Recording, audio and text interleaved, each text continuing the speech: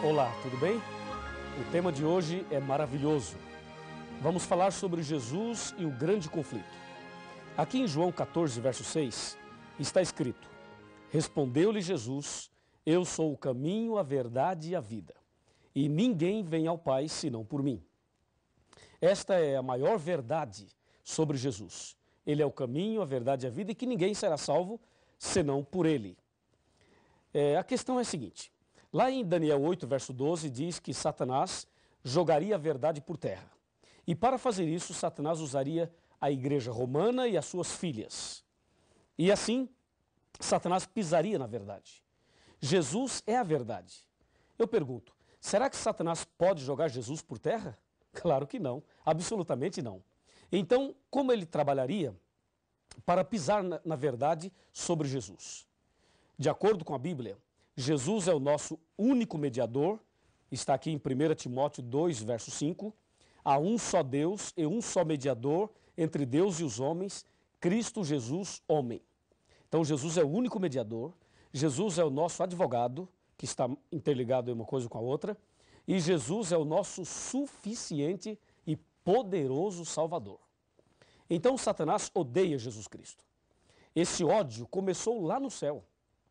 Aqui em Apocalipse capítulo 12, versículo 7, está escrito assim, ó: Houve peleja no céu. Miguel e os seus anjos pelejaram contra o dragão. E também pelejaram o dragão e os seus anjos. E aí o verso 8 continua descrevendo essa guerra.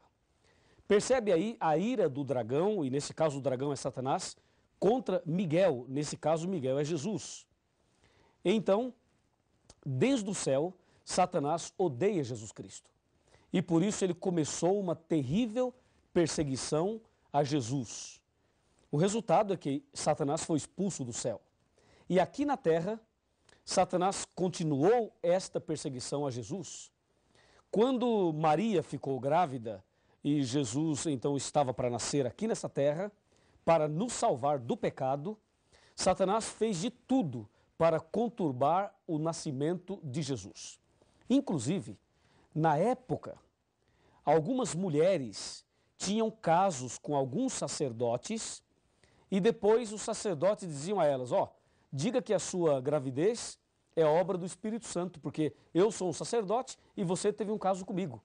Então, se você está grávida, é obra do Espírito Santo.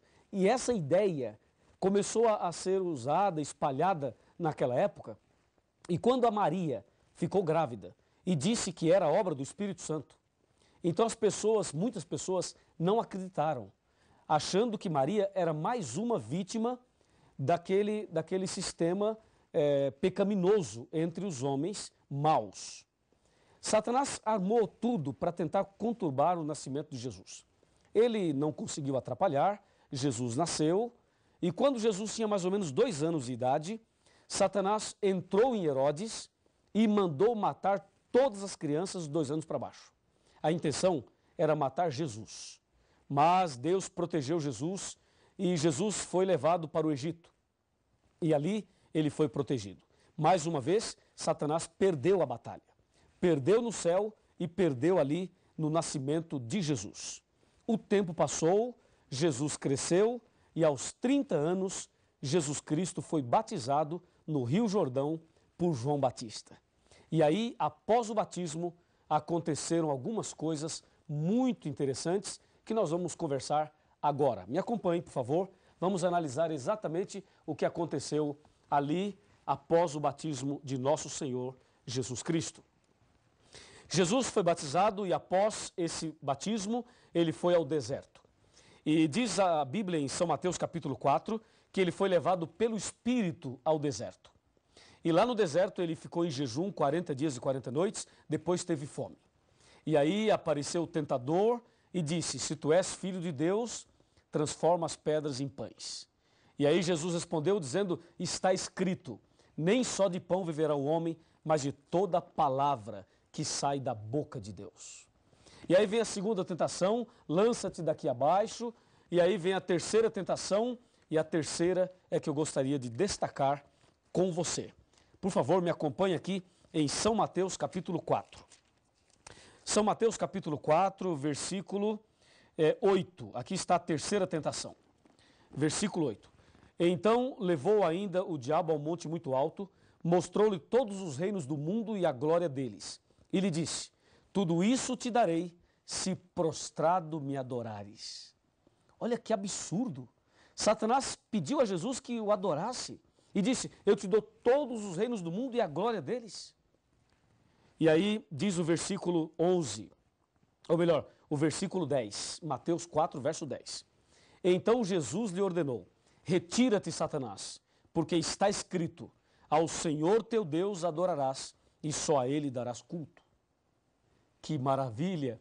Jesus foi firme ali. E você pode perceber que Satanás sempre tentando levar Jesus a cometer algum pecado, algum deslize, e sempre tentando atrapalhar o plano da salvação. A ira de Satanás contra Jesus começou lá no céu, depois veio para a terra, e como você pode perceber aqui, em cada fase da vida de Jesus, ali está Satanás tentando atrapalhar. Onde Jesus ia, tinha uma pessoa com problema, uma pessoa cega, uma pessoa aleijada, uma pessoa possessa, uma pessoa com algum tipo de problema. Ou seja, Satanás colocava o problema ali e Jesus chegava e tirava o problema. Jesus colocava a mão e curava as pessoas. Jesus chegava e os demônios iam embora. Jesus libertava aquela pessoa. E assim, toda a vida de Cristo foi uma vida também envolvida no grande conflito. De um lado, Satanás perturbando, atrapalhando. Do outro lado, Jesus amando, curando, libertando, salvando as pessoas. Até que o tempo foi passando. E chegou o momento em que Jesus deveria ir a Jerusalém. E ali Jesus deveria ser entregue, deveria ser preso e deveria ser morto. E aí aconteceu um fato muito curioso que nós vamos ver na Bíblia. Mas antes de ver, quero lhe fazer uma pergunta. Na sua opinião, Satanás queria que Jesus morresse? Sim ou não? Na sua opinião, você acha que o diabo gostaria que Jesus morresse? Vamos pensar. Se Jesus morresse, o que o diabo ganharia com isso? Aparentemente nada. Pelo contrário, a morte de Cristo seria a derrota de Satanás. Mas se Satanás não tentasse Jesus, se Jesus não morresse, o que teria acontecido? Percebe? Satanás, se ele pudesse matar uma pessoa, ele mataria quem é cristão ou quem não é cristão. Ele mataria quem serve a Deus ou quem não serve. Resposta. Se o diabo pudesse matar e ele matasse um cristão, o que o diabo ganharia com a morte de um cristão? Não ganharia nada, porque o cristão morreria salvo e a morte do cristão ainda poderia salvar outras pessoas. É ou não é? Agora, se o diabo matar uma pessoa que não é cristã, além da pessoa morrer perdida, então Satanás ali conseguiu tirar uma vida. Logo, se ele pudesse matar, ele mataria uma pessoa não cristã. Agora, e no caso de Jesus? Satanás queria que Jesus morresse ou não?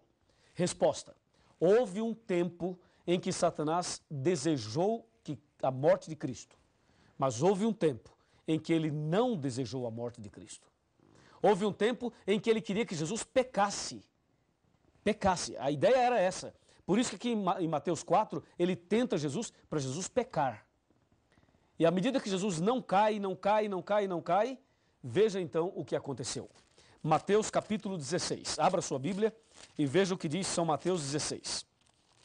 São Mateus 16, nós vamos ler aqui a partir do versículo 21.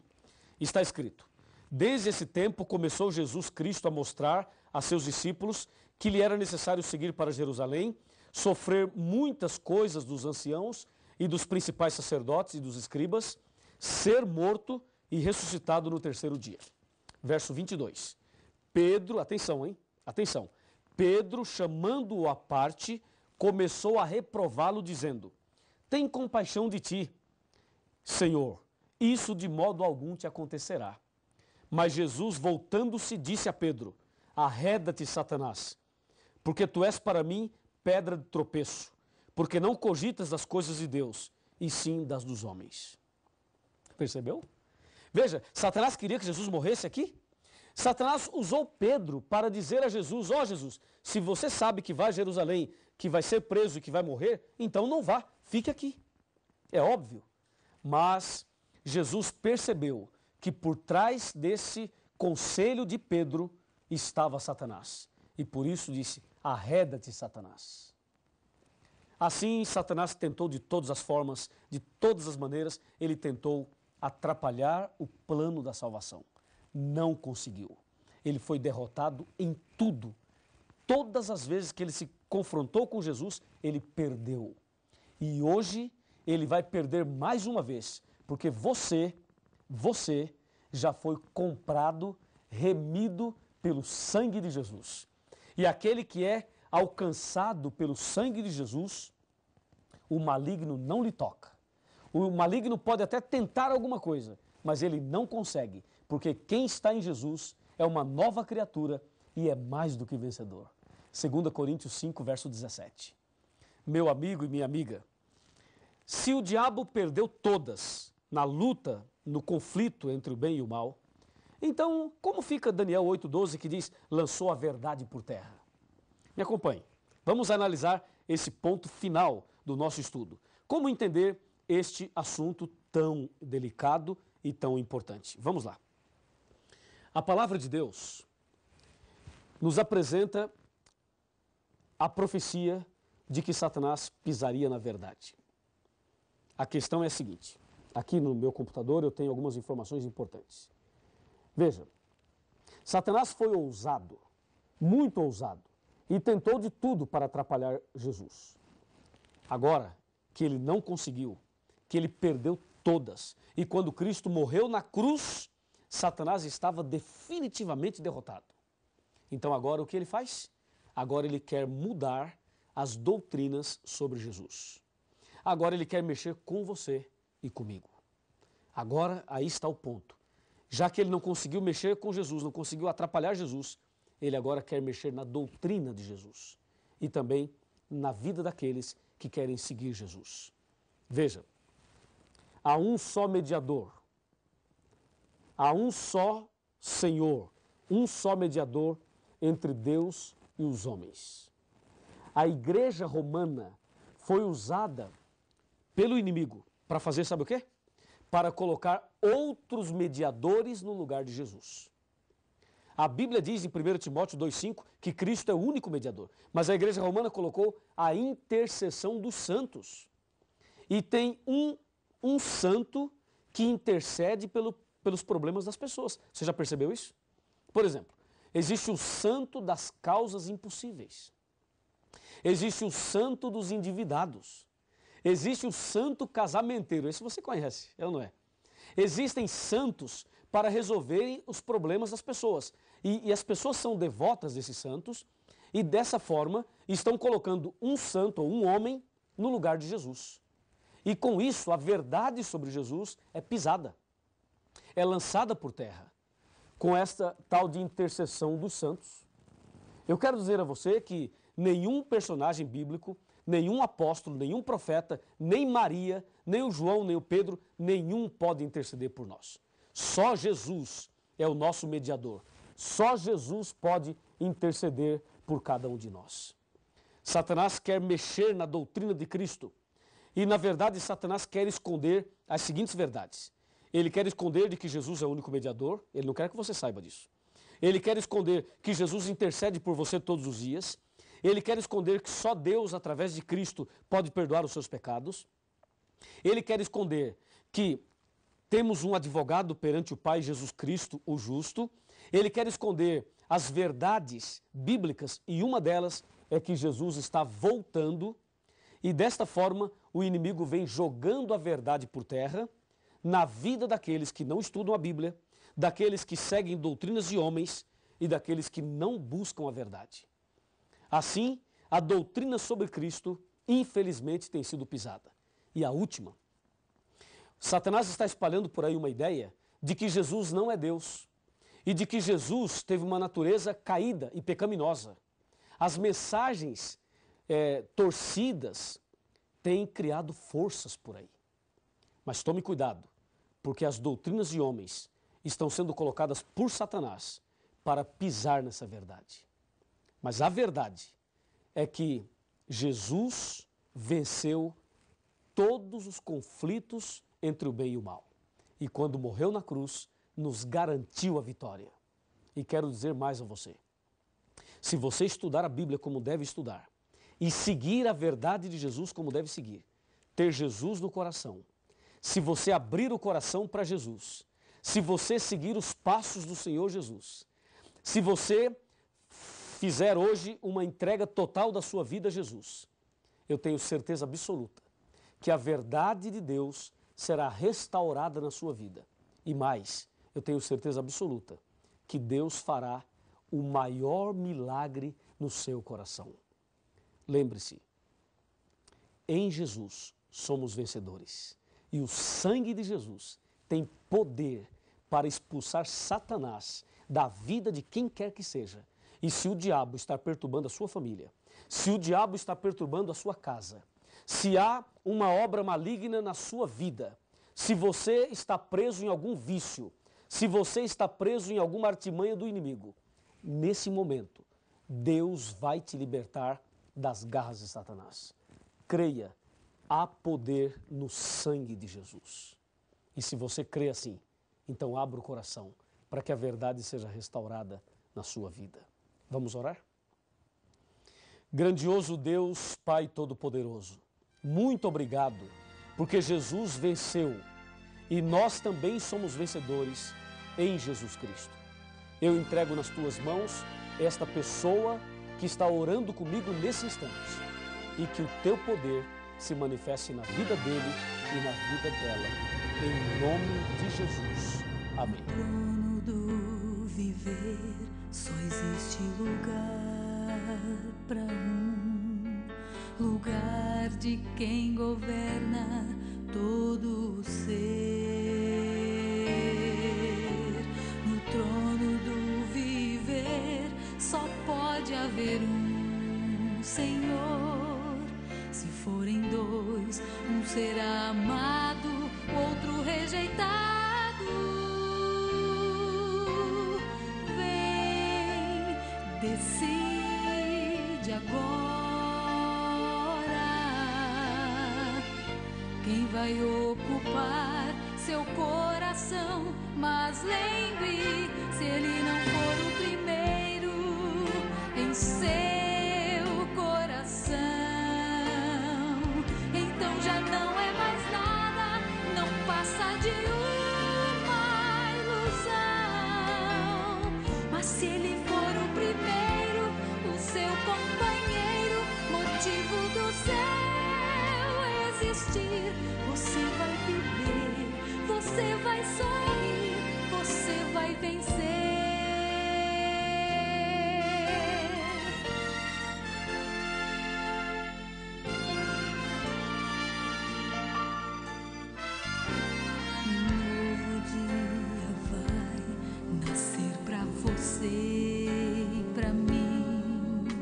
Depende de aceitar Jesus no viver. É hora de beber da fonte da vida.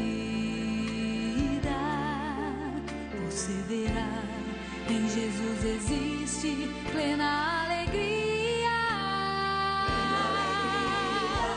Vem, decide agora quem vai ocupar seu coração. Mas lembre, se ele não for o primeiro em seu coração, então já não é mais nada, não passa de uma ilusão. Mas se ele for o primeiro, o seu companheiro, motivo do seu existir, você vai viver, você vai sorrir, você vai vencer.